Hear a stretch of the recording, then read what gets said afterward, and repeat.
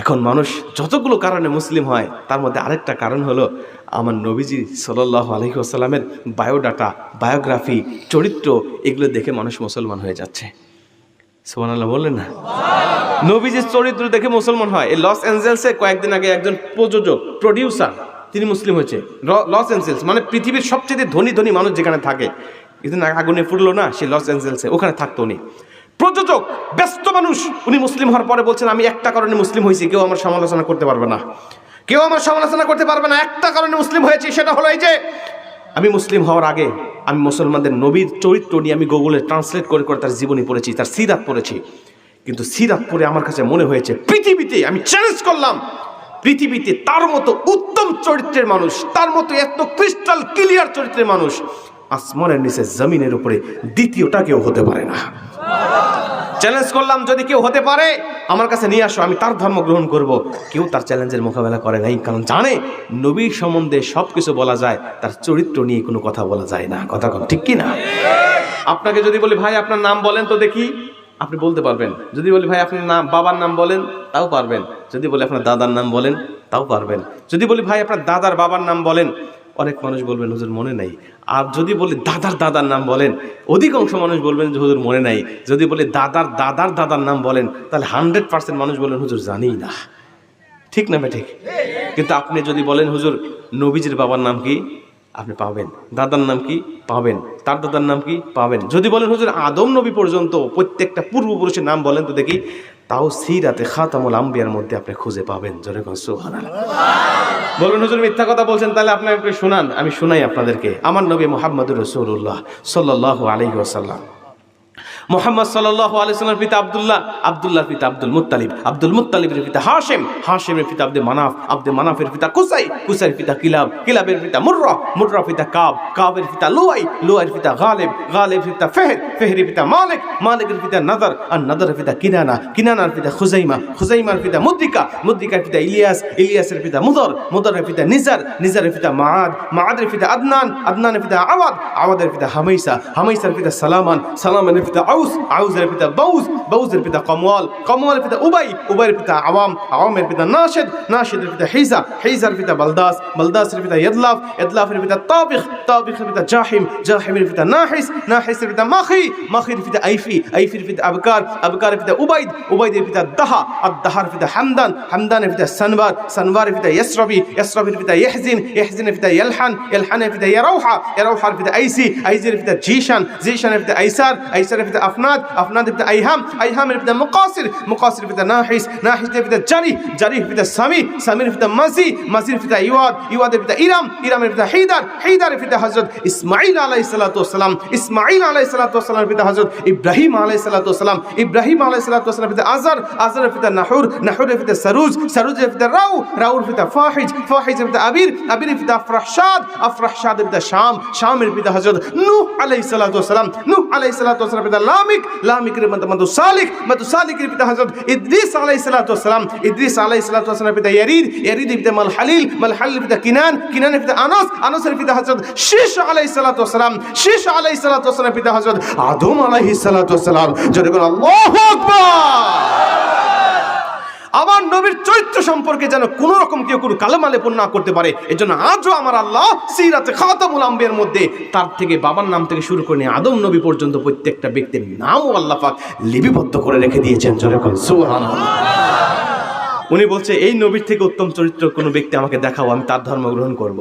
যখন কেউ দেখাতে পারে নাই তখন তিনি বলছেন আমি দেরি করি নাই, কালেমা পড়ে মুসলমান হয়ে গেছি। মুসলমান ভাইরা আমার লক্ষ্য করেন, এদিক ওদিক মনোযোগ দিবেন না। তার মানে কালেমা পড়ে মানুষ মুসলমান হচ্ছে যতগুলো কারণে, তার মধ্যে একটা কারণ হলো মানুষেরা কুরআনুল কারীমের তেলাওয়াত শুনে মুসলমান হয়। মুসলমান বন্ধু আমার খুব মনোযোগ দিয়ে শুনে নেন, আরেকটা কারণে মানুষ মুসলমান হয়ে যায় এই কুরআনুল কারীমের কিছু কিছু অলৌকিক ক্ষমতা দেখে, এই কুরআনুল কারীমের কিছু কিছু অলৌকিক মুআজিজা দেখে, যেগুলো আল্লাহ নবী আমাদের জন্য রেখে গিয়েছেন। খুব মনোযোগ দিয়ে শুনে নেন, এই পবিত্র কুরআনুল কারীমের মধ্যে একটা পাওয়ারফুল আয়াত রয়েছে, যে আয়াতের কার্যকারিতা দেখে, যে আয়াতের ক্ষমতা দেখে পৃথিবীতে এমনও দেশ রয়েছে যেই দেশে ঘোষণা হয়ে গেল, রে পৃথিবীর মানুষেরা, আমি রাজা হিন্দু ধর্ম গ্রহণ করি, হিন্দু ধর্ম পালন করি, তোমরা সবাই হিন্দু ধর্ম পালন করো, খ্রিস্টান ধর্ম পালন করো, বৌদ্ধদের ধর্ম পালন করো।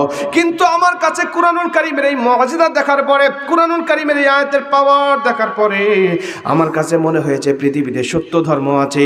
রাজা মশাই রাষ্ট্রীয়ভাবে ঘোষণা করে দিয়েছে, তোমরা সবাই সত্য ধর্ম গ্রহণ করে কালেমা পড়ে মুসলমান হয়ে যাও। রাজা মশাই যখন ঘোষণা করে দিয়েছে, উপস্থিত হাজার হাজার মানুষ কালেমা পড়ে মুসলমান হয়ে গেছে। জোরে কোন সুবহানাল্লাহ। আমাকে এই ঘটনাটা বলার জন্য বারবার রিকোয়েস্ট করা হয়েছে। আমি আপনাদেরকে সংক্ষেপে বুঝা দেই, কুরআনুল কারীমের মধ্যে একটু মুছে দেন, কুরআনুল কারীমের কোন আয়াতের পাওয়ার দেখে রাষ্ট্রীয়ভাবে ঘোষণা হলো যে কুরআনুল কারীম হলো সবচাইতে সত্য একটি কিতাব। ওই ঘটনাটা আমি আপনাদেরকে বোঝাই, যদি একটু সময় বেশি লাগে কষ্ট হবে আপনাদের, কষ্ট হবে আপনাদের। উঠে চলে যাবেন না তো আপনারা? যাবেন না? লিল্লাহি তাকবীর, লিল্লাহি তাকবীর। কুরআনুল কারীমের একটা ছোট্ট আয়াতের পাওয়ারের কথা বলছি, দেখেন আপনার ঈমানটা বেড়ে যাবে। মাহফিলে ঢুকেছিলেন কেমন ঈমান নিয়ে, বের হওয়ার সময় আপনার ঈমানটা নিজেই মাপতে পারবেন। আল্লাহর কসম করে বলতে পারি, কোরআনের প্রতি বিশ্বাস, আত্মবিশ্বাস আপনার অনেক গুণে বেড়ে যাবে। এ মুসলমান, কওমি অঙ্গনে একটি কিতাব পড়ানো হয়, কিতাবের নাম হলো সফরনামা ইবনে বতুতা, লেখক হলো আল্লামা ইবনে বতুতা রাহমাতুল্লাহ আলাই। উনি কিতাবের মধ্যে এই ঘটনা তিনি চমৎকারভাবে উল্লেখ করেছেন। আমি আপনাদেরকে হুবহুব সেই কথাটাই বলে দিচ্ছি। হাফেজ আবুল বারাকাত ওই চরিত্রের নায়কের নাম, যিনি মূলত কুরআনুল কারীমের একটা আয়াতের পাওয়ার দেখানোর পরে ওই মালদ্বীপের দেশের জন্য, মালদ্বীপের মধ্যে কুরআনুল কারীমের এই পাওয়ার দেখানোর পরে রাষ্ট্রীয়ভাবে সবাইকে কালেমা পড়ায়া মুসলমান বানিয়েছিল। ইবনে বতুতা রাহমাতুল্লাহ আলাইহি তার কিতাবের মধ্যে লেখে, আমি গিয়েছিলাম 1200 খ্রিস্টাব্দের পরে। 1200 খ্রিস্টাব্দের আগে মালদ্বীপে কোনো মুসলমান ছিল না, মালদ্বীপে কোনো মুসলমানের অস্তিত্ব পর্যন্ত ছিল না। আমি 1200 খ্রিস্টাব্দের পরে যখন গিয়েছি, যাওয়ার পরে তাকিয়ে দেখি হাজার হাজার মানুষের সমাগম, সেখানে সবাই মুসলিম। প্রত্যেকটা মসজিদ থেকে আজানের সুমধুর ধ্বনি আসে। আমি মুরব্বীদেরকে ডাক দিয়া বললাম, মুরব্বী বাজান, আপনার মালদ্বীপে কোনো নবী আসে নাই, আপনার মালদ্বীপে কোনো সাহাবী আসে নাই, আমার জানার মতে কোনো আল্লাহর ওলিও মালদ্বীপে আসে নাই, তাহলে আপনারা ইসলাম ধর্ম পালেন কেমন করে? 100% মুসলমান আপনারা হলেন কেমন করে? মালদ্বীপের মুরব্বীরা ডাক দিয়া বললেন, রে ইবনে বতুতা, আমাদের মালদ্বীপে কোনো নবী আসে নাই সত্য, আমাদের মালদ্বীপে কোনো সাহাবী বা কোনো আল্লাহর ওলি আসে নাই সত্য, কিন্তু মালদ্বীপে ছোট্ট একটা কুরআনুল কারীমের হাফেজ এসেছিল, 8 থেকে 10 বছর তার বয়স হবে। এই হাফেজ আবুল বারাকাত আমাদেরকে ছোট্ট একটা কোরআনের পাওয়ার দেখা গেল। আর ওই পাওয়ার দেখার পরে রাষ্ট্রীয়ভাবে ঘোষণা হয়ে গেল, তোমরা আর ভিন্ন মতে না থেকে, ভিন্ন পথে না থেকে সবাই কালেমা পড়ে মুসলমান হয়ে যাও। জোরে কোন সুবহানাল্লাহ। উনি বলছেন, সেদিনই আমি কালেমা পড়ে, আমরা সবাই কালেমা পড়ে মুসলমান হয়েছি। ইবনে বতুতা বলছে, তাহলে ঘটনাটা আমাকে বলো, আমার কিতাবের মধ্যে লিখতে চাই। তাকে ঘটনাটা বর্ণনা করতে হচ্ছে, আর উনি ঘটনাটা লিখতে থাকতেন কিতাবের মধ্যে। ইবনে বতুতা রাহমাতুল্লাহ আলাইহি বলে, মুরব্বীরা আমাকে বলতে লাগলেন, শোনো, আমাদের এই সাগর দিয়ে আমাদের একটা নৌকাটা ভেসে যাচ্ছিল, একটা ব্যবসায়িকদের নৌকা ভেসে যাচ্ছিল, যেখানে ছোট্ট একটা কোরআনের হাফেজ ছিল, নাম হলো হাফেজ আবুল বারাকাত, বয়স 8 থেকে 10 বছর হবে। এই হাফেজ আবুল বারাকাত যখন মাদ্রাসা লেখাপড়া করতো, তখন তার ব্রেন ভালো ছিল না, যা পরে মাথায় কাজ করতো না। আল্লাহর কাছে দোয়া করেছিল, আয় আমার আল্লাহ, বাবা দুনিয়ার জমিনে জীবিত নাই, মা আমাকে মাদ্রাসায় ভর্তি করা দিয়েছে, কোরআনের হাফেজ হিসাবে আমাকে দেখবে, কিন্তু যা পড়ি আমার তো কিছু মাথায় কাজ করে না, যা পড়ি আমি তো কিছু মনে রাখতে পারি না। তোমার নবী বলে দিয়েছে, যদি কোনো ব্যক্তি নেক কাজের উসিলা দিয়ে বা নেক কাজ করার নিয়ত করে আল্লাহর কাছে দোয়া করতে পারে, আল্লাহ পাক তার দোয়াটা কবুল করে নেয়।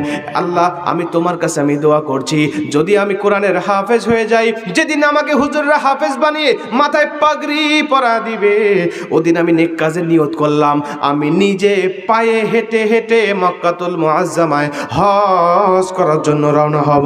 জোরে কোন সুবহানাল্লাহ। আমরা নিয়ত করি এসএসসি পরীক্ষা দিয়ে পাশ করলে কক্সবাজার যাব, জাফলং যাব, সিলেট যাব, সাজেক যাব বেড়ানোর জন্য, কথা বলেন ঠিক কিনা? কিন্তু ছোট্ট বাচ্চার নিয়তটা দেখেন, উনি বলছে, আমি আল্লাহর কাছে নিয়ত করলাম, আল্লাহ, যেদিন আমি হাফেজ হব, যেদিন হুজুররা আমাকে হাফেজ বলে ঘোষণা দিয়ে মাথায় পাগড়ি পরা দিবে, ওদিনই আমি যাব হজ করার জন্য। আল্লাহ পাক নেক কাজের নিয়তের কারণে তার দোয়াটা কবুল করলেন, জেহেন যাকাত বৃদ্ধি করে দিলেন। অল্প দিনের মধ্যে কোরআনুল কারীমের হাফেজ তিনি হয়ে গেলেন। উনি যখন হাফেজ হয়ে গেলেন, উনি মাথায় পাগড়ি পরিয়ে দিলেন। এক দৌড় দিয়ে মায়ের কাছে সে ডাক দিয়ে বলে, মা তাকিয়ে দেখেন আমার মাথায় পাগড়ি দেখা যায়, আমি 30 পারা কোরআনের হাফেজ হয়ে গিয়েছি। মা বুকের সাথে জড়িয়ে ধরলেন। হাফেজ আবুল বারাকাত ডাক দিয়ে কয়, মা বেশিক্ষণ বুকের সাথে জড়িয়ে রাখবেন না, আমি নিয়ত করেছি আমি যেদিন হাফেজ হব ওদিন হজ করার জন্য নিজে পায়ে হেঁটে হেঁটে রওনা হয়ে যাব। মা নিয়ত করেছি, নিয়তটা আমাকে পূর্ণ করতেই হবে, আপনি আমাকে দোয়া করে দেন, বিদায় করে দেন, আমি এখনই চলে যেতে চাই। মা ডাক দিয়া বলে, সন্তান তুমি ছোট মানুষ, আবেগের বশে অনেক কথাই তুমি বলতে পারো, কিন্তু এটা তো তুমি পালন করতে পারবে না। কোথায় মরক্কো আর কোথায় সৌদি আরব, এখানে যেতে হলে শক্তির প্রয়োজন হবে, সাহায্যের প্রয়োজন হবে, টাকার প্রয়োজন হবে, বয়সের প্রয়োজন হবে, তোমার কাছে তো কিচ্ছু নাই বাবা, তুমি কেমনে যাবে বলো? হাফেজ আবুল বারাকাত ডাক দেয়া বললেন, মা যদিও আমার কাছে কোনো টাকা নাই, যদিও আমার কাছে কোনো শক্তি নাই, কিন্তু কোরআনুল কারীমের একটা বক্তব্য আমার জানা আছে, আর ওই বক্তব্যের পাওয়ারে আমি মরক্কো থেকে সৌদি আরবে চলে যাব। জোরে কোন সুবহানাল্লাহ। মা ডাক দিয়া বলেন, বাবা বলো তো দেখি কোন বক্তব্য তুমি জানো? তিনি বললেন, মা আল্লাহ পাক ডাক দিয়া বলেছেন, ইন্নাল্লাযীনা ক্বালু রাব্বুনাল্লাহ সুম্মা ইসতাকামু তাতানাজ্জালু আলাইহিমুল মালায়েকা আল্লা তাখাফু ওয়া লা তাহজানু ওয়া আবশিরু বিল জান্নাহ। আল্লাহ পাককে যারা রব বলে স্বীকার করে নেয় এবং বিপদে আপদে বালা মুসিবতে আল্লাহর উপর ইস্তেকামত থেকে আল্লাহর কাছে সাহায্য চায়, আল্লাহ পাক বলে আমি আল্লাহ তাদের জন্য সাহায্যকারী হয়ে যাই, আমি ফেরেশতা দিয়ে তাদেরকে সহযোগিতা করি। ফেরেশতা গিয়ে বলে, আল্লাহ তাখাফু, কোনো ভয় নাই, ওয়ালা তাহজানু, কোনো টেনশন নাই, ওয়া আবশিরু বিল জান্নাহ, আমি তোমাকে জান্নাতের সুসংবাদ দেওয়ার জন্য এসেছি। জোরে কোন সুবহানাল্লাহ। মা আমি হজ করার জন্য রওনা হব, যদিও টাকা নেই, পয়সা নেই, শক্তি নেই, সাহস নাই, কিন্তু আল্লাহর কাছে যদি সাহায্য চাই আল্লাহ আমাকে সাহায্য করবে বলে কোরআনের মধ্যে ওয়াদা দিয়েছে। আমি তো 30 পারার হাফেজ, কোরআনের প্রতি আমার বিশ্বাস আছে। মা শুধু দোয়া করেন আমি চলে যাব হজ করার জন্য। মা কোরআনের রেফারেন্স শুনে মনটা বড় ভরে গেল, সন্তানকে প্রাণ ভরে দোয়া করে দিল, সন্তান চলে গেল, রওনা হয়ে গেল হজ করার জন্য। লম্বা ঘটনা, একেবারে সংক্ষিপ্ত আপনাদের বলে দিই যাতে আপনারা বুঝতে পারেন। এ মুসলমান বন্ধু আমার, উনি বলছেন এভাবে আমি বিদায় নিয়ে যখন রওনা হয়ে গিয়েছি, হেঁটে হেঁটে অনেক দূর পর্যন্ত চলে এসেছি, সাগরের কিনারা পর্যন্ত চলে এসেছি, আমাকে পার হতে হবে সাগরটা নৌকা দিয়ে অথবা জাহাজের মাধ্যমে পার হতে হবে। টাকা নাই, জাহাজে উঠবো কেমন করে? ব্যবসায়িকদের একটা নৌকা ভেসে যাচ্ছিল, আমাকে বললেন, আমি বললাম ঠিক আছে, আমার কাছে কোনো টাকা নেই, যদি নিয়ে যেতে পারেন আমি আপনার জন্য আল্লাহর কাছে দোয়া করব। তারা আমাকে মাংনা নৌকার উপরে উঠায় নিল, আমি নৌকার উপরে উঠলাম আর আল্লাহর প্রশংসা করলাম। দীর্ঘক্ষণ যাওয়ার পরে তাকিয়ে দেখি পশ্চিম আকাশে কালো মেঘ ঘনাঘটা হয়ে গেছে, পশ্চিম আকাশ থেকে বিশাল মেঘ তৈরি হয়ে গেল, মুহূর্তের মধ্যেই ঘূর্ণিঝড় সিডর আইলা শুরু হয়ে গেল, তুফান শুরু হয়ে গেল। নৌকার পানিগুলো ভয়ঙ্কর আকার ধারণ করে ঢেউ আকারে নৌকার উপরে বারবার আঘাত করতে লাগলো। নৌকাটা মুহূর্তের মধ্যেই ডুবে গেল, নৌকার তক্তাগুলো খানখান হয়ে গেল। মাবিকেরা যারা আছে, মানুষেরা যারা আছে, সবাই তো পানির নিচে ডুবে গেল। আমি ছোট মানুষ, ভালো করে সাঁতারও জানি না, আমিও পানির নিচে ডুবে গেলাম। কিন্তু আল্লাহকে বারবার ডাকে বলি, আল্লাহ আমি ছোট মানুষ, ভালো করে সাঁতারও জানি না, একবার পানির নিচে ডুবে যাই, আবার পানির উপরে ভেসে উঠি। আল্লাহ তুমি যদি আমাকে কোরআনুল কারীমের হাফেজটাকে মাছের খাদ্য না বানায়া, আল্লাহ হজের জন্য যেহেতু নিয়ত করে বের হয়েছি, তুমি যদি আমাকে হজের মুসাফির বানায়া হজ হাজি হিসাবে যদি তুমি কবুল করে নাও, পৃথিবীর কোনো মানুষের কাছে তোমার জবাবদিহি করতে হবে না।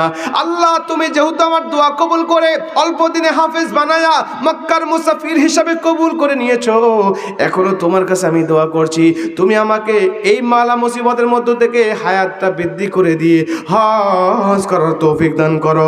জোরে কোন সুবহানাল্লাহ। ইবনে বতুতা রাহমাতুল্লাহ বলে, আল্লাহ পাক তার এই দোয়াটাও কবুল করে নিলেন। নৌকার তক্তার উপরে ভাসাইয়া ঢেউয়ের ধাক্কা দিয়ে আল্লাহ পাক কিনারায় পৌঁছায়া দিলেন, দ্বীপ পর্যন্ত পৌঁছায়া দিলেন। ইবনে বতুতা রাহমাতুল্লাহ বলে, যে দ্বীপের মধ্যে তিনি উঠলেন ওই দ্বীপটার নামই হলো মালদ্বীপ। ওই মালদ্বীপে তিনি উঠলেন আর আল্লাহ পাকের কাছে শুকরিয়া আদায় করলেন, কারণ মুমিন যারা বিপদে পড়লে আল্লাহকে ডাকে, তারা বিপদ কেটে গেলে আল্লাহর শুকরিয়া আদায় করে তারা। কথা বলেন ঠিক কিনা? কিন্তু মুনাফিক যারা বিপদে পড়লে আল্লাহকে ঠিকই ডাকে, কিন্তু বিপদ যখন কেটে যায় তখন আল্লাহকে ভুলে যায়। কথা কোন ঠিক কিনা? আমাদের অনেক ছাত্র ভাইরা আছেন দেখবেন পরীক্ষার সামনে আসলে নামাজ কালাম 5 ওয়াক্ত পড়ে, রেজাল্ট প্রকাশ হওয়ার আগ পর্যন্ত তাহাজ্জুদ নামাজও মিস করে না, কতক্ষণ ঠিক কিনা? কিন্তু রেজাল্ট যখন প্রকাশ হয়ে যায় দূরবীক্ষণ যন্ত্র দিয়েও তাদের মসজিদের আশেপাশে খুঁজে পাওয়া যায় না, ঠিক কিনা? অনেক মুরব্বী বাজানোর আছেন যারা ছেলে মেয়ে বিয়ে দেওয়ার সময় নামাজ কালাম 5 ওয়াক্ত শুরু করে দেয়, ছেলে মেয়ে বিয়ে হয়ে যাওয়ার পরে নামাজ কালাম আর পড়তে যায় না। নবীজি বলে এটা হলো মুনাফিক। মুনাফিক যারা হবে ওরা দুনিয়াতেও লাঞ্ছিত হবে, দুনিয়ার থেকে বিদায় নেওয়ার পরে তাদেরকে নতুন করে অপমানিত লাঞ্ছিত শুরু হবে। জোরে কন্যা নাউজুবিল্লাহ। মুনাফিক যারা হবে তাদের দুনিয়াতেও শান্তি নেই, আখিরাতেও শান্তি নেই, ওরা পদে পদে অপমানিত হয়, লাঞ্ছিত হয়। কিন্তু নবীজি বলে মুমিন যারা বিপদে পড়লে আল্লাহকে ডাকে, তারা বিপদ কেটে গেলেই আল্লাহকে শুকরিয়া আদায় করে সর্বসময় আল্লাহর প্রশংসা করতেই থাকে তারা, কথা কোন ঠিক কিনা? হাফেজ আবুল বারাকাত দ্বীপে ওঠার পরে আল্লাহর শুকরিয়া আদায় করলেন, কারণ তিনি মুমিন। শুকরিয়া আদায় করে সামনের দিকে রওনা শুরু করলেন, দেখি কোথাও কোনো বাড়ি ঘর দেখা যায় কিনা। দেখে বাড়ি ঘর দেখা যায়। প্রথম যে বাড়িটা পেল, বাড়িটা খেজুর পাতার ছাউনি দিয়ে ঘেরা। বাহিরে সালাম দিলেন, সালামের জবাব আসে না। আবার সালাম দিলেন, জবাব আসে না। আবার দিলেন, জবাব আসে না। ভাই জবাব আসবে কেমন করে? সালাম কি জিনিস তখনও পর্যন্ত মালদ্বীপের জনগণ জানতই না। উনি বলছেন সালাম দিতে হবে, কারণ কোরআন আমাকে শিক্ষা দিয়েছে, ইয়া আইয়ুহাল্লাযীনা আমানু লা তাদখুলু বুয়ুতান গায়রা বুয়ুতিকুম হাত্তা তাস্তানিসু ওয়া তুসাল্লিমু আলা আহলিহা। তোমরা নিজের ঘর ব্যতীত অন্য ঘরে প্রবেশ করো না, যদি করতে হয় সালাম দিবে, তারপরে অনুমতি নিবে, এরপরে প্রবেশ করবে। আমরা কি অনুমতি নেই ভাই? সালাম দেই ভাই? দেই না। নিজের ঘরে হোক আর মানুষের ঘরে হোক, উজু সুজু আমরা ঢুকে যাই। খবরদার, কোরআনের বিরোধী কথা, ঢুকবেন না, অনুমতি নেবেন, সালাম দিবেন, তারপর ঢুকবেন। হাফেজ আবুল বারাকাত বলে আমি সালাম দিলাম, সালামের জবাব পেলাম না, নিজের ভাষায় ডাকা শুরু করলাম। ভিতর থেকে একজন বুড়ি মহিলা বের হয়ে আসলেন, হাতে হারিকেন আর একটা হাতে হালাটি ভর দিয়ে বের হয়ে আসলেন। আমাকে ডাক দেয়া বলেন, কে বাবা তুমি কোথা থেকে এসেছো বলো তো দেখি। উনি বলছেন, মা আমি হাফেজ আবুল বারাকাত, এসেছি মরক্কো থেকে, যাচ্ছিলাম মক্কায় হজ করার জন্য। মা প্রতিমধ্যে নৌকা ডুবে গেছে, আমি বিপদগ্রস্ত হয়ে রাত্রিটা আপনার বাসায় এসেছি, থাকতে চাই, সকাল হলেই আমি আপনার বাসা থেকে চলে যাব। বুড়ি মহিলা ডাক দিয়ে, বাবা তুমি কোরআনের হাফেজ, কোরআন কি হাফেজ কি তা কখনো শুনি নাই, যাচ্ছিলাম মক্কায় হজ করার জন্য, মক্কা কি হজ কি তাও কখনো শুনি নাই, কিন্তু তুমি যে বিপদগ্রস্ত হয়েছো এটা আমি বুঝতে পেরেছি, একটা রাত থাকতে চাচ্ছ, থাকতে দিলাম, কোনো আপত্তি নাই। হাফেজ আবুল বারাকাত বলে আমাকে থাকতে দিয়ে ঘরের মধ্যে নিয়ে গেল, আমি চলে গেলাম, আমাকে শুকনা কাপড় দিল, ভেজা কাপড় চেঞ্জ করে আমি আবারও আল্লাহ পাকের শুকরিয়া আদায় করলাম। নামাজ আদায় করে আমি ছোট্ট চিকন কণ্ঠ দিয়ে গুনগুন গুনগুন করে তেলাওয়াত শুরু করে দিলাম। জোরে কোন সুবহানাল্লাহ। উনি বলে আমার তেলাওয়াত যখন চলতেছিল আমি তাকিয়ে দেখি ওই বাড়িতে বসবাস করতো দুইটা মানুষ, একটা হলো বুড়ি মহিলা আর তার যুবতী একটা কন্যা। এই দুজন মহিলা আমার পাশে এসে বসে গেল, আমার দিকে তাকিয়ে খুব আগ্রহ সহকারে আমার তেলাওয়াত শুনতে চাইলো। আমার তেলাওয়াত শুনতেছে, আমি বুঝতে লাগলাম তারা তেলাওয়াতের প্রতি আসক্ত হয়েছে। আমি তেলাওয়াতের ভলিউমটা একটু বাড়ায় দিলাম আর দীর্ঘক্ষণ ধরে তেলাওয়াত করলাম। তেলাওয়াত যখন শেষ হয়ে গেছে ওই বুড়ি মহিলা আমাকে ডাক দেয়া বলেন, বাবা তুমি কি কবিতা কি সরা পাঠ করতেছিলে বলো তো দেখি। জীবনে বহু কবিতা শুনেছি, জীবনে বহু পড়া শুনেছি, কিন্তু এরকম হৃদয় শীতল হওয়ার মতো কোনো পড়া শুনতে পারি নাই। এ বাবা তুমি কি পাঠ করতেছিলে বলো তো দেখি। হাফেজ আবুল বারাকাত ডাক দেয়া বলে, মা ওই যে আপনি বললেন হাফেজ কি, কোরআন কি আপনি চেনেন না? এটা হলো সেই কোরআন যেটা আমাদের সৃষ্টিকর্তার পক্ষ থেকে নাজিল করা হয়েছে। ওই কোরআন থেকে কয়েকটা সূরা তেলাওয়াত করে আমি আপনাদেরকে শোনা দিলাম। বুড়ি মহিলা ডাক দেয়া বলে, বাবা তুমি যে বলেছিলে আগামী কালকে তুমি চলে যাবে, বাবা রে তুমি যদি আমার বাসায় থাকতে চাও তুমি দীর্ঘদিন পর্যন্ত থাকতে পারবে, আমরা তোমাকে বাধা দিব না, কিন্তু বাবা রে তোমার কাছে আবদার থাকবে একটা, যতদিন তুমি থাকো প্রতিদিন অন্তত কিছু সময় হলেও তোমার এই কিতাব থেকে তেলাওয়াত শোনাবে। জোরে কোন সুবহানাল্লাহ। হাফেজ আবুল বারাকাত বলেন, আমিও খুশি হলাম, ঠিক আছে সমস্যা নাই, পরিবেশ স্বাভাবিক হওয়ার আগ পর্যন্ত আমি থেকে যাব, প্রতিদিন তেলাওয়াত শোনাবো, আমারও আমল হবে, আমারও ইয়াদ থাকবে, আর তারাও শুনে শুনে তাদের ইমানটা তাদের কলিজাটা শীতল হবে। উনি বলছেন আমি তেলাওয়াত করলাম। ইবনে বতুতা বলে 7 দিন পর্যন্ত হাফেজ আবুল বারাকাত সেই বাড়িতে থাকলেন। 7তম রাত্রি দিনে প্রত্যেকটা রাত্রি বেলায় তেলাওয়াত করে মা মেয়ে দুজনেই তেলাওয়াতটা মনোমুগ্ধকরভাবে শোনে, কিন্তু 7তম রাত্রি বেলায় মা মেয়ে তার পাশে আসে না, মা মেয়ে তার তেলাওয়াত শোনে না। উনি চিন্তা করলেন কি ব্যাপার, মা মেয়ে কি আমার উপরে রাগ করলো কিনা, নাকি একাধারে 7 দিন পর্যন্ত তাদের বাড়িতে আছি, আমাকে খাবার দিতে কষ্ট হয়, আবার সকালবেলা আমাকে যেতে দিতে বলবে, এটা তার ইতস্ত বোধ হয়। উনি বলছেন তারা হয়তো এর জন্য কষ্টের দুঃখে তারা গরিব মনে করে নিজেকে ভৎসনা দিয়ে হয়তো বা কান্নাকাটি করছে। উনি বলছে আমি তেলাওয়াতটা বন্ধ করে দিয়ে তার পাশে গিয়ে বসলাম, ডাক দিয়া বললাম, মা কেন আপনারা কান্নাকাটি করতেছেন বলেন তো দেখি, আমার তেলাওয়াত না শুনে এভাবে কেন আজকে ফাঁকে বসে কান্নাকাটি করতেছেন? উনি বলছেন দুজন মা মেয়েকে কান্নাকাটি করা দেখে যখন আমি জিজ্ঞাসা করেছি কেন কান্নাকাটি করছেন, ওই মা কান্নার আওয়াজটা আরো বাড়ায় দিয়েছে, আমার কথার কোনো জবাব দেয় না। আমি বললাম, মা কেন জবাব দিচ্ছেন না বলেন তো দেখি, আমাকে কি জন্য আপনারা জবাব দিচ্ছেন না বলেন তো দেখি। উনি ডাক দিয়ে বলেন, জবাব না দেওয়ার কারণ হলো ওই যে আমাদের হিন্দুদের একটা মন্দির তুমি দেখতে পাচ্ছ, ওই যে আমাদের একটা উপাসনালয় দেখতে পাচ্ছ, ওই জায়গায় প্রতি বছর আমরা উপাসনা করি, প্রতিদিন আমরা উপাসনা করি, আমাদের দেব দেবতা আছে, আমাদের মূর্তি আছে, তাদের আমরা পূজা করি। কিন্তু বাবারে প্রতি বছর এমন একটা নির্দিষ্ট দিন আসে যেদিন ওই মালদ্বীপের ওই মন্দিরের মধ্যে আমাদের একটা করে যুবতী কুমারী মেয়েকে প্রবেশ করানো হয়। রাত্রিবেলায় কোন দানব এসে, দুষ্ট জিন এসে, দুষ্ট আত্মা এসে ওই মেয়েটাকে হত্যা করে চলে যায়, ধর্ষণ করে চলে যায়, রক্ত খেয়ে চলে যায়। পরের দিন সকালবেলা ওই মেয়েটার লাশটা বের করে চিতার আগুনে পুড়িয়ে দেওয়া হয়। বাবারে আগামীকালকে যে লাশটা এই মেয়েটাকে মন্দিরের মধ্যে ঢুকানো হবে, ওই মেয়েটা অন্য কোনো মেয়ে নয়, একমাত্র মেয়ে। আজকে আমার মেয়ের শেষ রাত, এজন্য মা মেয়ে দুজনেই বসে বসে কান্নাকাটি করছি। জোরে কন্যা উজুবিল্লাহ। হাফেজ আবুল বারাকাত বলেন, যখন আমি এমন কথা শুনেছি যে মা মেয়ে দুজনেই এজন্য কাঁদতেছে যে তাদের আজকেই শেষ রাত, ওই মন্দিরের মধ্যে মেয়েটাকে দেওয়া লাগবে, রাত্রিবেলায় তাকে হত্যা করা হবে, রক্ত খেয়ে চলে যাবে বা ধর্ষণ করে চলে যাবে, আর চিতার আগুন দিয়ে সকালবেলা তাকে পুড়িয়ে ছাই করে দেওয়া হবে। এটা শোনার পরে আমি নিস্তব্ধ হয়ে গেছি, আমি আর কিচ্ছু বলতে পারতেছি না। দীর্ঘক্ষণ পর ডাক দিয়ে বললাম, মা আমি যদি আপনার মেয়েকে সেই মন্দির থেকে বাঁচায় দিতে পারি, আপনার কি কান্নাকাটি বন্ধ করবেন না? তো মুড়ি মহিলা আমার কথার কোনো পাত্তা দিল না, বলছে, বাবা রে তুমি এটা পারবে না, কারণ এটা আমাদের রাষ্ট্রীয়ভাবে এই নিয়মটা পরিচালিত হয়ে আসতেছে, এটা অনেক শক্ত, অনেক মজবুত, আমার রাষ্ট্রের নিয়ম অনেক ক্ষমতাধর, তুমি পারবে না পারতে। হাফেজ আবুল বারাকাত ডাক দিয়ে, মা আপনার রাষ্ট্রের নিয়ম অনেক শক্ত হতে পারে, আপনার রাষ্ট্র অনেক ক্ষমতাধর হতে পারে, কিন্তু আমার কোরআনের থেকে বেশি শক্তিশালী নয়। জোরে কোন সুবহানাল্লাহ। আমি আমার কোরআন দিয়ে, আমি আমার কোরআনের ক্ষমতায় শুধু আপনার মেয়েকে নয়, বরং কিয়ামত পর্যন্ত এই মন্দির থেকে মেয়ে দেওয়া প্রথা আমি হাফেজ আবুল বারাকাত বন্ধ করে দিয়ে যাব। হাফেজ আবুল বারাকাত যখন আমি বলছি কোরআনের কথা, তখন তাদের একটু বিশ্বাস হয়েছে, কারণ 7 দিন কোরআন শুনছে, তো কোরআন শোনার কারণে কোরআনের প্রতি একটা বিশ্বাস আসছে যে তেলাওয়াত, যে কোরআনের তেলাওয়াত এত সুন্দর হতে পারে, নিশ্চিত যে কোরআনের ক্ষমতা অনেক থাকতে পারে। উনি আমার প্রতি বিশ্বাস করে, কোরআনের প্রতি বিশ্বাস করে বলছে, বাবা রে সত্যি যদি তোমার কোরআন দিয়ে, তোমার কিতাব দিয়ে আমার মেয়েটাকে বাঁচায় দিতে পারো, তাহলে তোমাকে কথা দিলাম আমরা মা মেয়ে দুজনেই তোমার ধর্ম বিশ্বাস করে কালেমা পড়ে মুসলমান হয়ে যাব।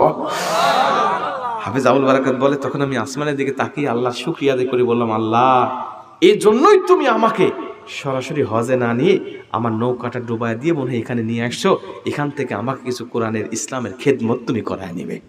হাফেজ আবুল বারাকাত ডাক দিয়ে বলে, মা আমি যদি আপনার মেয়েকে বাঁচায় দিতে পারি কি হবে? বলছে, মা আমরা দুজনেই তোমার হাতে হাত থেকে কালেমা পড়ে মুসলমান হব। বলছে, ঠিক আছে, কোনো সমস্যা নেই, আগামীকাল সকালে যখন আমার বোনকে নিতে আসবে, আমার বোনকে না দিয়ে আমাকে পাঠিয়ে দিবেন। তো বলছে, ঠিক আছে বাবা, তোমাকে যে দেবো ওরা তো তোমাকে নিবে না, কারণ ওরা মেয়ে মানুষ ছাড়া নেয় না, আবার বিবাহিত মেয়েও নেয় না, কুমারী মেয়ে নেয়। বলছে, ঠিক আছে মা, আমাকে এমনভাবে সাজা দিবেন, আমি ছোট মানুষ, দাড়ি মোছ কিচ্ছু নাই, ইসলাম প্রচারের জন্য আল্লাহ হিকমত করা ফরজ করে, জায়েজ করে দিয়েছেন, তো আমার বোনের পোশাকটা আমাকে পরায় দিবেন, আমি আমার বোনের পোশাক পরিধান করে আমি মন্দিরের মধ্যে প্রবেশ করব। আর ওই মন্দিরের মধ্যে ঢোকার পরে আমি কুরআনুল কারীমের ক্ষমতা বাস্তবায়ন করে দিয়ে এই মন্দির থেকে, মালদ্বীপ থেকে আমি মেয়ে দেওয়া প্রথাটা বন্ধ করে দিয়ে যাব। মুসলমান ভাইরা আমার লক্ষ্য করেন, হাফেজ আবুল বারাকাত যখন বলেছে, মা বোনের পোশাকটা আমাকে পরায় দিবেন আর আমি এই পোশাকটা পরিধান করেই মন্দিরের মধ্যে প্রবেশ করব, তারা যেন বুঝতে পারে আমি কোনো ছেলে মানুষ নয়, আমি একটা মেয়ে মানুষ, এটা যেন তারা বুঝতে পারে। মেয়ে বললেন, ঠিক আছে, আমি তোমাকে সেভাবেই সাজিয়ে দেব। মুসলমান লম্বা কথা একেবারে সংক্ষিপ্ত করে দেই, রাত অনেক হয়ে গেছে, আমি দেখতে পারি নাই, বুঝেছিলাম মনে হয় অল্প সময় হয়েছে, কিন্তু সময় কোন দিক দিয়ে চলে গেল নিজেও টের পেলাম না।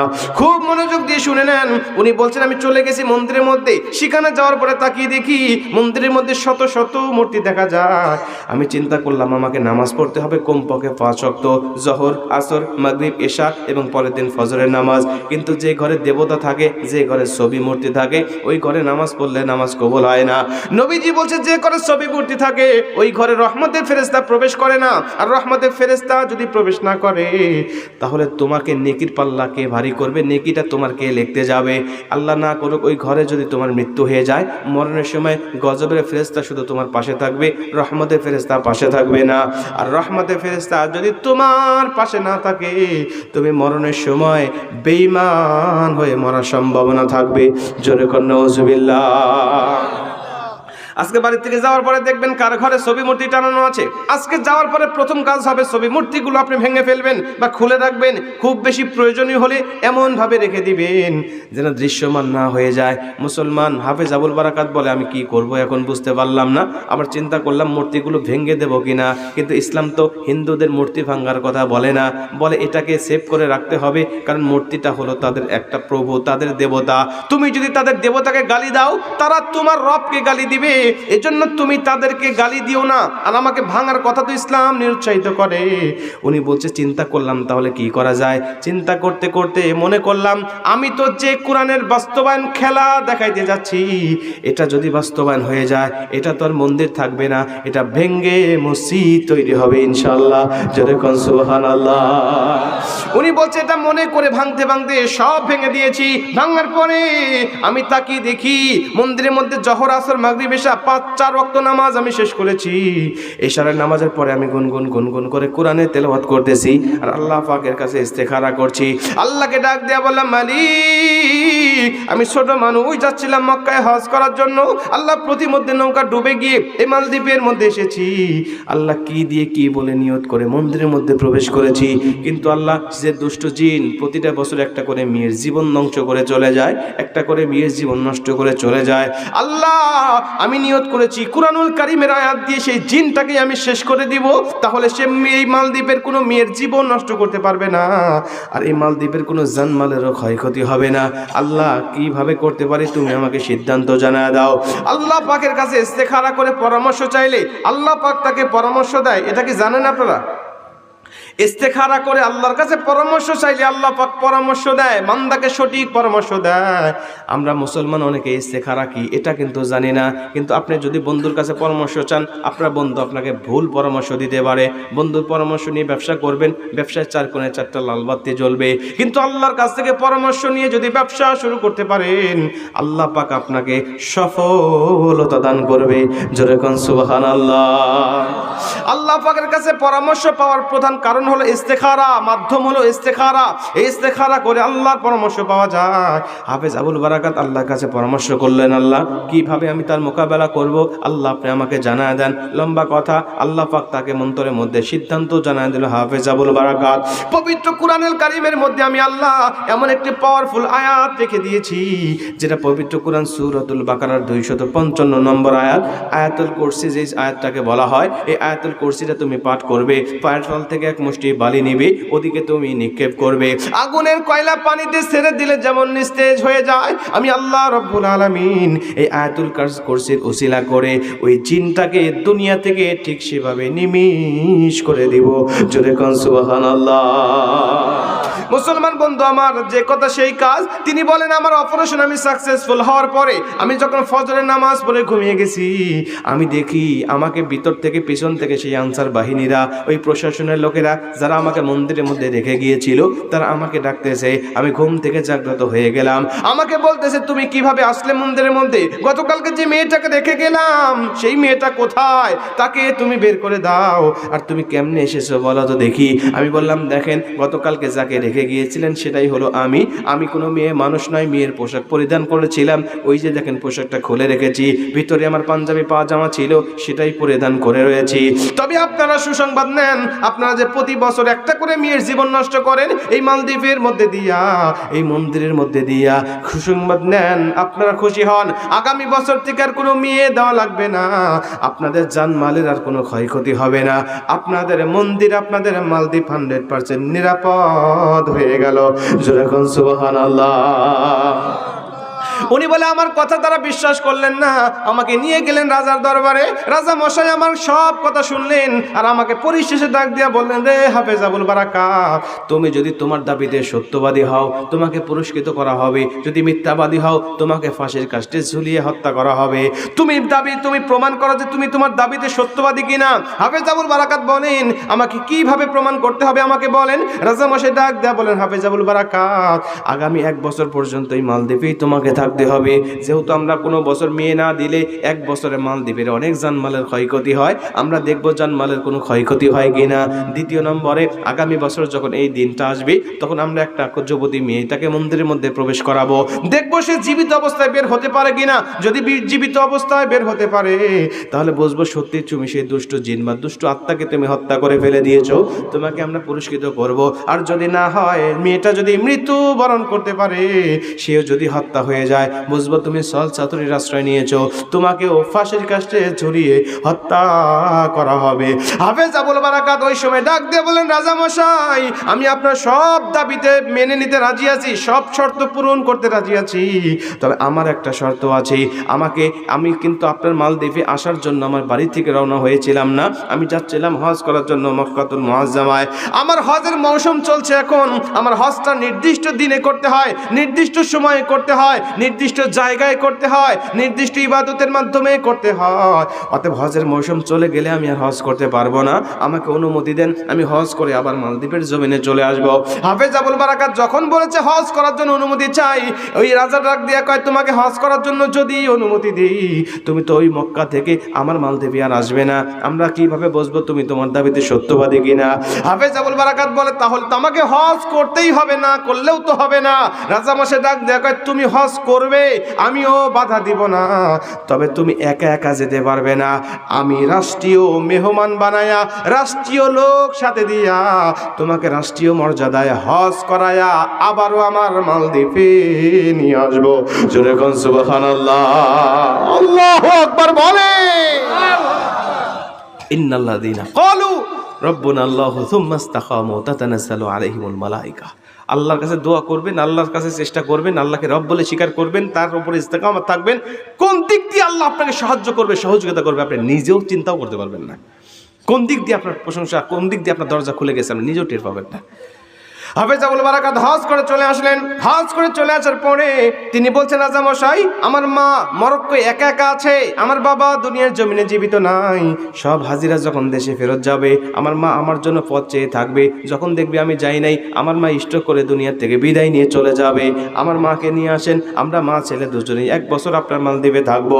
নিয়ে আসা হলো, লম্বা কথা সংক্ষেপে করে দেই মুসলমান, ওই 1 বছরের মধ্যে জানমালের কোনো ক্ষয়ক্ষতি হয় নাই, মালদ্বীপ একেবারে নিরাপদ, কোনো রকম সমস্যার সৃষ্টি হয় নাই। ওই দিনটা চলে এসেছে যেই দিন একটা করে মেয়ে মন্দিরের মধ্যে প্রবেশ করাতে হয়, ওই দিনটা যখন চলে এসেছে, ওই হাফেজ আবুল বারাকাতকে ওই সময় যে মেয়েটাকে ঢোকানোর কথা ছিল মন্দিরের মধ্যেই, ওই মেয়েটাকে মন্দিরের মধ্যে প্রবেশ করানো হলো। কিন্তু প্রবেশ করানোর আগে হাফেজ আবুল বারাকাত বলে, এই মা এবং মেয়ে ওই গত বছরের ওই ঘটনার পর থেকে আমার হাতে হাত রেখে গোপনে কালেমা পড়ে মুসলমান হয়ে গিয়েছিল। অতএব এই মেয়েটাকে মন্দিরে প্রবেশ করানোর আগে আমি ডাক দিয়া বললাম, বোন, আপনার শরীরটাকে বন্ধ করে মন্দিরের মধ্যে প্রবেশ করবেন কেন? ও যদি মারা গিয়েছে দুষ্ট জিন, যদি তার কোনো চেলা চামুন্ডা আপনার কাছে আসে, বা ওর কোনো সন্তান বা পাড়া প্রতিবেশী বা অন্য কোনো সামন্ত যদি আসে, আপনাকে যদি হত্যা করতে চায় আর আপনি যদি হত্যা হয়ে যান, তাহলে তার ইসলাম ধর্মকে মিথ্যা বলবে। অতএব আপনি একটা কাজ করবেন, শরীর বন্ধ করে আপনি মন্দিরের মধ্যে প্রবেশ করবেন, যত বড় দুষ্ট জিন দুষ্ট আত্মা হোক না কেন আপনার কোনো ক্ষতি করতে পারবে না, আপনি সেখানে এভাবেই প্রবেশ করবেন। উনি বলছেন, কুল আস-সালাসা অর্থাৎ 3 কুল পাঠ করবেন, সূরা ইখলাস, সূরা ফালাক, সূরা নাস পাঠ করে শরীরটাকে আপনি বন্ধ করে রাখবেন। হাফেজ আবুল বারাকাতের পরামর্শ অনুযায়ী মন্দিরের মধ্যে তিনি সেভাবে প্রবেশ করেছেন এবং সারা রাত নিরাপদে মন্দিরে থেকেছেন। সকালবেলা হাজার হাজার মানুষের সমাগম হয়েছে, চতুর্দিকে ঘেরাও করে দাঁড়িয়ে আছে। কি হয় দেখবো, মেয়েটা জীবিত বের হয় নাকি মৃত অবস্থায় বের হয়। টান টান উত্তেজনা অবস্থা বিরাজ করছে, সবাই যখন অপেক্ষারত আছে কি করা হয় দেখি। ইতিপূর্বে যত মেয়ে দেওয়া হয়েছে কেউ মৃত ছাড়া জীবিত বের হতে পারে জীবিত ছাড়া, মৃত ছাড়া জীবিত বের হতে পারে নাই। অতএব দেখি এই মৃত বের হয় নাকি জীবিত বের হয়। যদি মৃত বের হয় তাহলে হাফেজ আবুল বারাকাতকেও ফাঁসি দেওয়া হবে। যদি জীবিত বের হয় তাহলে তাকে পুরস্কৃত করা হবে। কি পুরস্কার দেওয়া হয় এটা দেখার জন্য সবাই দাঁড়িয়ে আছে। হাফেজ আবুল বারাকাত বলেন, মেয়েটাকে দরজা খুলে ফজরের পরে যখন বের করা হয়েছে, তিনি একদম সুস্থ স্বাভাবিক এবং জীবিত অবস্থায় বের হয়ে এসেছে। রাজা মশাই ডাক দেয়া কয়, রে জাতির লোকেরা শোনো, তোমাদেরকে একটা ঘোষণা দেই। গত বছর যখন এই ছেলেটা এই অবাক করা কাণ্ড ঘটাইছিল, তখন থেকে আমি কোরআন নিয়ে রিসার্চ শুরু করেছিলাম। আমি বুঝতেছিলাম এটা সাধারণ কোনো কিতাব হতে পারে না। কারণ হলো আমাদের হিন্দুদের ধর্মগ্রন্থ পারে নাই এই বিপদ থেকে আমাদের রক্ষা করতে, খ্রিস্টানদের ধর্মগ্রন্থ পারে নাই আমাদেরকে রক্ষা করতে, ত্রিপিটক মহাভারত এগুলো পারে নাই এই বিপদ থেকে আমাদেরকে রক্ষা করতে। বিনিময়ে প্রতিটা বছর একটা করে কুমারী মেয়ের জীবন আমরা নষ্ট করেছি। প্রতিটা বছর একটা করে মেয়েকে যখন মন্দিরে ঢুকাইছি, তার বাবা মা কত আহাজারি করেছে, আমার পা ধরে ক্ষমা চেয়েছে, তার মেয়ের জানটা ভিক্ষা চেয়েছে, কিন্তু আমরা দিতে পারি নাই। বিনিময়ে একটা মেয়ের জীবনই আমরা নষ্ট করে দিয়েছি। কিন্তু এই হাফেজে কোরআন তার কুরআনুল কারীমের পাওয়ারে, কুরআনুল কারীমের ক্ষমতায় এই বিপদ থেকে আমাদেরকে রক্ষা করেছে। অতএব এই কোরআন কখনো মিথ্যা হতে পারে না। এই কিতাব হলো সত্য কিতাব। অতএব সত্য কিতাব যে ধর্মের কথা বলছে, ইন্নাদ-দীনা ইনদাল্লাহিল ইসলাম, ওই ধর্মটাই সত্য ধর্ম। অতএব এই সত্য ধর্ম আমি গ্রহণ করে মুসলমান হয়ে যাচ্ছি। তোমরা কে কি মনে করবে না করবে সেদিকে তাওয়াক্কুল করলাম না। তোমরা যদি আমার সাথেও সত্য ধর্ম গ্রহণ করতে চাও, হাফেজ আবুল বারাকাতের হাতে হাত রেখে কালেমা পড়ে মুসলমান হয়ে যাও। জোরে কোন সুবহানাল্লাহ, আল্লাহু আকবার বলে। ইবনে বতুতা রাহমাতুল্লাহ আলাইহি বলেন, এই কুরআনুল কারীমের ক্ষমতায় হাজার হাজার মানুষ কালেমা পড়ে মুসলমান হয়, হাজার হাজার মানুষ কোরআনের তেলাওয়াত শুনে মুসলমান হয়, হাজার হাজার মানুষ কোরআনের গবেষণা করে মুসলমান হয়। এ মুসলমান, আর আমরা আল্লাহ পাক সেই মুসলমান হওয়া লাগে নাই, আল্লাহ মুসলমানের ঘরেই আমাদেরকে পাঠিয়েছে। জোরে কোন সুবহানাল্লাহ। তাহলে সেই মুসলমান ধর্ম পেয়েছি, মুসলমানের ধর্ম আমাদের পালন করার দরকার আছে না নাই? আল্লাহ পাক আমাদের পরিপূর্ণভাবে সেই ধর্মটা পালন করার তৌফিক দান করুক। জোরে বলেন আমিন। প্রিয় ভাই, আমি আপনাদেরকে জান্নাতি মৃত্যুর কথা বলতেছিলাম।